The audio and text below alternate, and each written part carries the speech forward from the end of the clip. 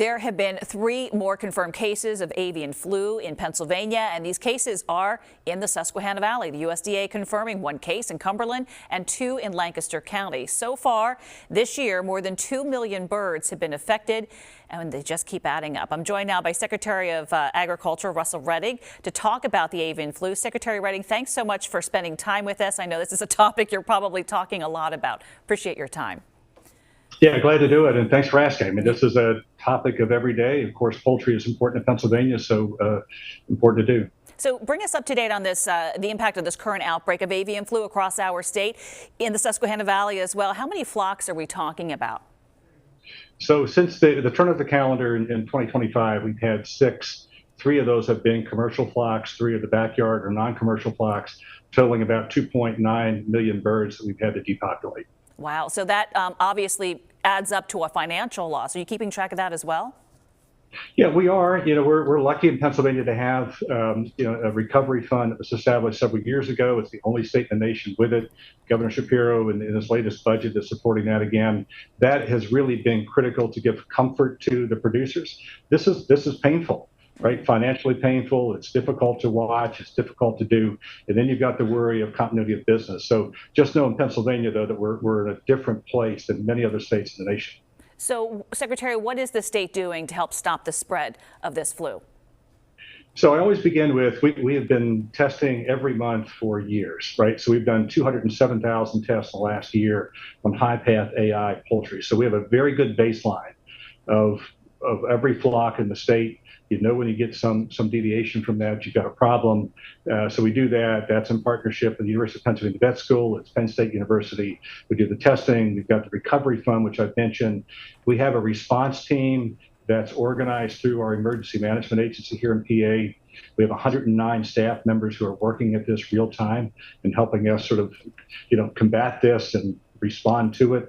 And in addition to that, I think just trying to make sure that we have the right policies around how to manage the flocks and keep our producers sort of encouraged, but also talking a lot about biosecurity. That's the key right now. Sure. And we see that a large portion of the Lebanon County area is in the state-imposed surveillance and control zone. So how's that impacting the large chicken processors? We're talking Bell, Evans. Are commercial facilities still able to operate? They can still operate. No one gets an exemption here, right? There's no easy pass to this. This flu, avian flu, doesn't matter whether they're commercial flocks or the type of poultry production or backyard. It's the virus that's in search of the avian. So everybody's exposed here. But those operations are still running. They're fine. Obviously, supply is tighter than it was before this started. Right. Across the country, we've taken almost 50 million birds out of production that are slowly coming back. It takes 9 months to put them back in production. So that's one of the reasons for the recovery fund, but also impact on our producers and supply of eggs and poultry. Well, and the U.S. Agriculture Department, of course, started that voluntary milk testing program back in December after the virus was found to have jumped to cattle in March. Is Pennsylvania testing its milk? We are every day. We've done 17,000 samples. Every dairy farm in the state's been tested. We're going to continue that, by the way, even though we've got the stage 4, which basically says we're free of high-path AI in dairy. We're going to continue to do that just because of the risk profile in PA. Very different because you've got poultry operations on dairy and dairy on poultry. In the same operation, we want to make sure we're safe and the public and the families are safe. And Secretary, I'm just curious, are the numbers more this year than we've seen in the past?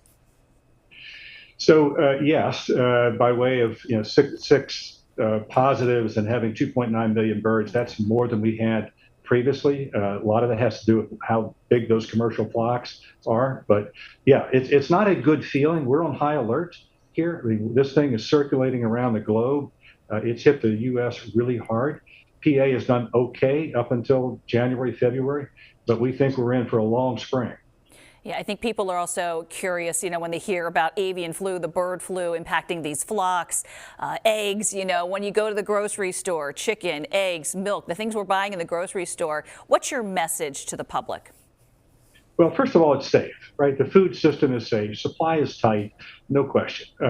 There should be nobody sort of blocked, any restrictions put on buying milk, as an example. We've seen some of that at the retail level. There's no need for that. The eggs are there. We produce almost 8 billion eggs in Pennsylvania a year. Plenty of eggs out there, but the supply chain, because we're sharing across the country.